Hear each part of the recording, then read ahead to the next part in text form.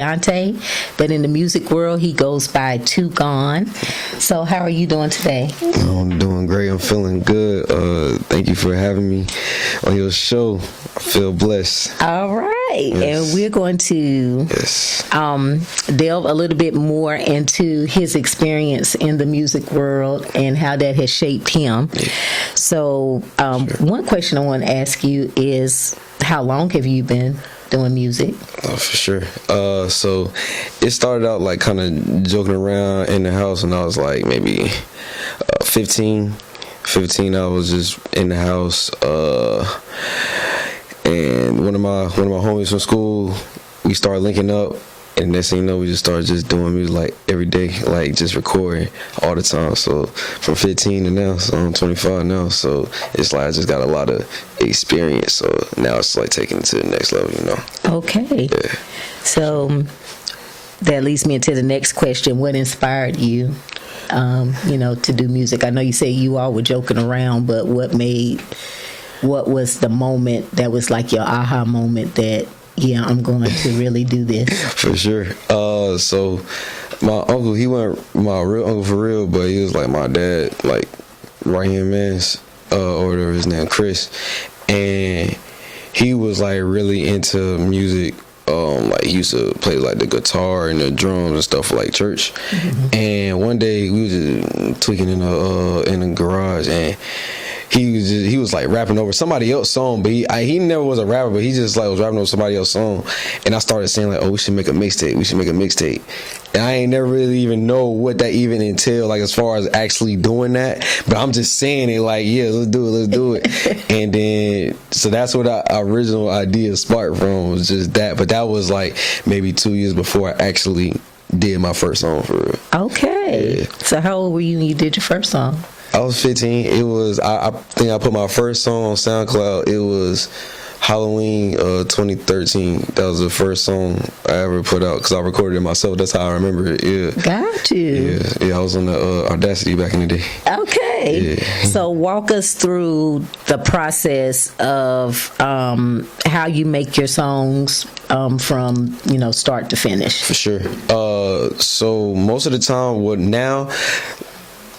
And I think my writing process always kind of been the same, but it's like now I try, if I'm in that mode, I'm writing right then, because I'm a writer. I can freestyle, you know what I'm saying? I can do that, but I'm a writer first. I like to, you know what I'm saying? I'm a writer. So when I'm in that mode, I try to write as much of the song in that sitting as possible, because what I notice is sometimes you can't always get that feeling back. You start writing a song like, okay, yeah, I'm gonna try to come back later and do it, and the words not hitting the same, so it's like I try with it when I'm feeling it. Even if I get stumped for a minute, I go on rhyme zone and be like, I can't think of nothing, so I try to just I just try to stay locked in on the song so I can get it done as quick as possible.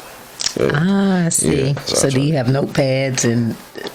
I used to, and I still got all my first notebooks from when I started rapping. I still got all of them, all my old songs that when I used to actually like physically write them down. Uh-huh. I still got all of those, but most of the time now, got them in the phone. Yeah, I got them in the notes. All my unreleased songs in the notes and in the Gmail.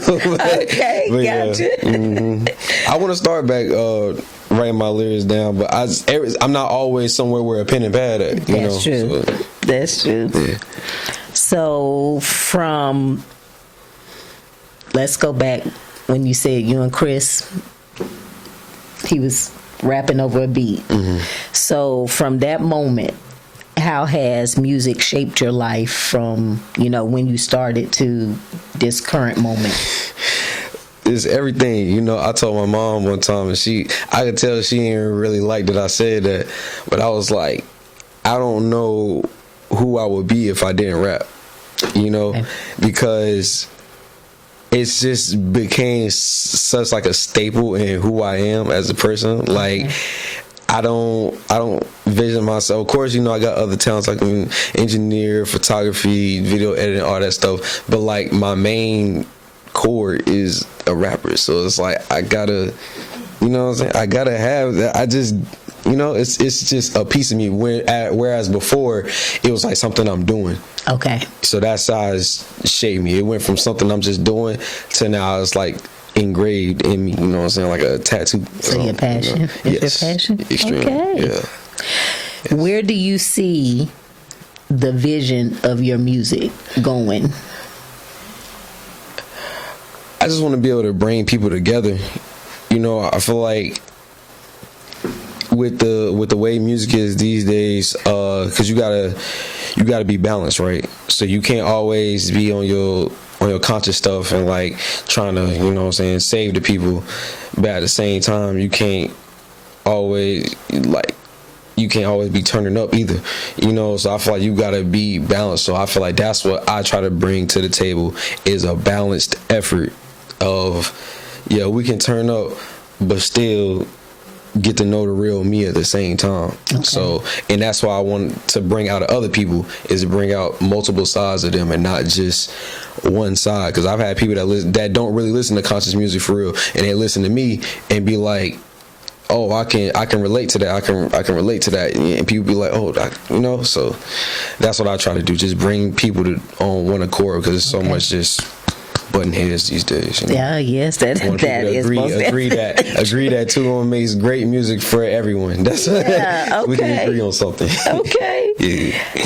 And what advice would you offer to someone wanting to go into the music industry? And it doesn't have to necessarily be rapping, but the whole industry, in general. What advice would you give them?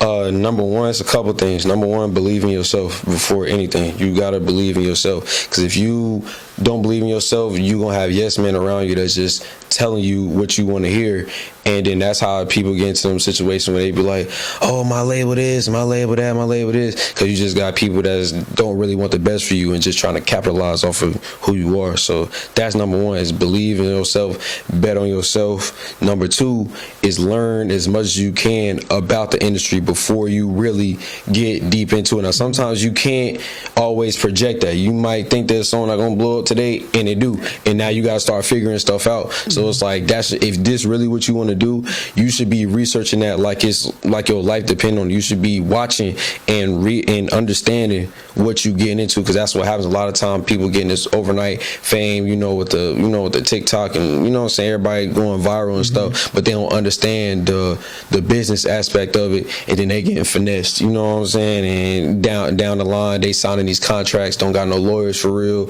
or just wasting a lot of money, which is leading to my third point, is like, when it comes to the musical side, learn how to do stuff yourself too, so that way when you go in the studio, you can't have nobody that's finessing you, because you know what's going on too, even though you might not be the one that's doing. That's why I learned how to engineer. So when I go to the studio, I can tell when the engineer just button pushing and trying to hurry up and get me up out of there and not taking their time with it, versus somebody that's really trying to create a good song with me. So and I hear a lot of people's songs, I'm like, damn, that's crazy. They went to the studio and paid what, $100, you know what I'm saying, for a master, $50 for a mix, $50 for the studio time. I got all that stuff at the crib, and I do that all myself, like, and it sound better quality than them. So I'm like, you guys just learn. You gotta do a lot of learning. People think doing music and just being in the music industry is just about being lit and being famous, but it takes a lot of like mental power on the back end. So learn as much as you can about all aspects of the business before you get into it. That's what I say. Okay. Yeah. So last question for me is, what is something you would want us to know that we wouldn't normally know? It's tough, because like I try to give people like a lot through the music, like that's what I use it for. So I would just tell people, if you really want to like get to know me, Like, just, I'm telling you, just go listen to the music. I give y'all so much. I give y'all so much in my. I'm telling you, like, I give y'all a lot in my music on purpose, because I want y'all to get to know me. It's hard for me to just like say it like this, you know. But go listen to the music. I just dropped a new EP I think it was last week. Yeah, last week. I Ain't Playing. Yeah. It's out on all, you know what I'm saying, wherever you listen to music at, it's there. That's what y'all need to go. And where can we find you? You can find me on Instagram. I'll be on there at thankyoutoogone, like thank you Toogone, TOOGONE. YouTube Toogone Official.